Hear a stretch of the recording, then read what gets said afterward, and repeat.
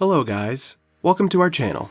Today in this video, we will discuss big news for XRP lawsuit settlement. But before we start, make sure to give this video a big thumbs up, and if you are new to the channel, don't forget to subscribe before leaving. Also, hit that bell icon so that you can get notified whenever we will upload a new video. For now, let's get back to the video straight away. Fellow crypto investors, if you have been closely following the Ripple Labs vs. SEC lawsuit, here are two new rulings on the case. On March 11th, Southern New York District Court Judge Analisa Torres denied SEC's motion to dismiss Ripple's fair notice defense.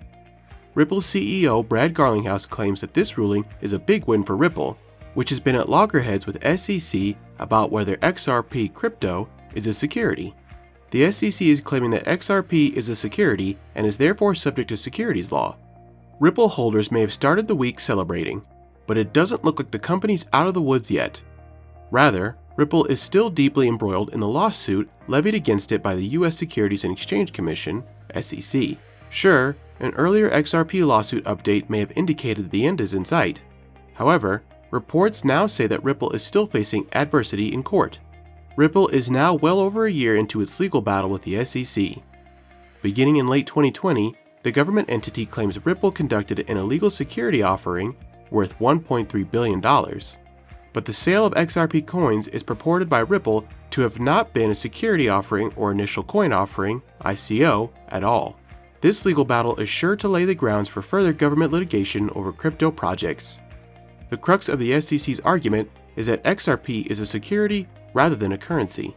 Of course, Ripple denies these claims, asserting that XRP is a currency with a function. The company says its function is to conduct cross-border payments with little to no fee to the user. Ripple's argument is further supplemented by the company's compliance with ISO 20022, a new standard language for international banking. The XRP crypto is one of the only digital currencies compliant with the standard. Many investors see this compliance as enough evidence that XRP is a currency rather than an asset. Still, the case drags on. Ripple seems confident it can come to a close this year. Last week, documents surfaced suggesting that the trial will end between August and November of 2022, barring a settlement. However, news today suggests a closure will not be so soon. XRP lawsuit update: judge denies motions, creates setbacks for Ripple. Investors began celebrating an end to the trial over the past weekend, thanks in large part to news that a judge was denying a crucial SEC motion. However, a recent XRP lawsuit update suggests Ripple isn't quite as far ahead as investors had thought. Today, news is showing that both the SEC and Ripple have been denied important motions. The first half of this news, that the SEC had been denied a motion to strike Ripple's fair notice defense, surfaced on Saturday. For context, Ripple's defense posits that the SEC did not provide fair notice that its coin distribution was illegal. In April of last year, the SEC filed to strike this defense. When a presiding judge struck down this filing, it meant the case was progressing into a trial stage. That had XRP crypto fans lofting the news as a huge deal. However, what these investors were not aware of was the judge also struck down a Ripple filing. The company filed its own motion in March of last year to dismiss the case. Still, CEO Brad Garlinghouse says that even if the lawsuit claims were true, they wouldn't amount to a winnable case for the SEC. It's easy to understand why. With only one half of this news, XRP fans were ready to celebrate. If the judges were only striking down the SEC's motion, it would seem likely for Ripple to win. However, with the full picture in view, it's apparent that the case is only just beginning. While the crypto community extensively talked about this ruling, there is another ruling wherein Judge Torres denied Ripple's CEO Brad Garlinghouse and Executive Chairman Chris Larsen's motion to dismiss the case against them for allegedly helping in the sale of unregistered securities. What do these court rulings imply? Who was winning and who was losing? The first ruling gives Ripple a strong point to defend its case and could come in handy. However, it is still far from winning the case, as the ruling is just a procedural win. The second ruling ensures that Garlinghouse and Larsen could be held accountable if SEC wins. Let me explain.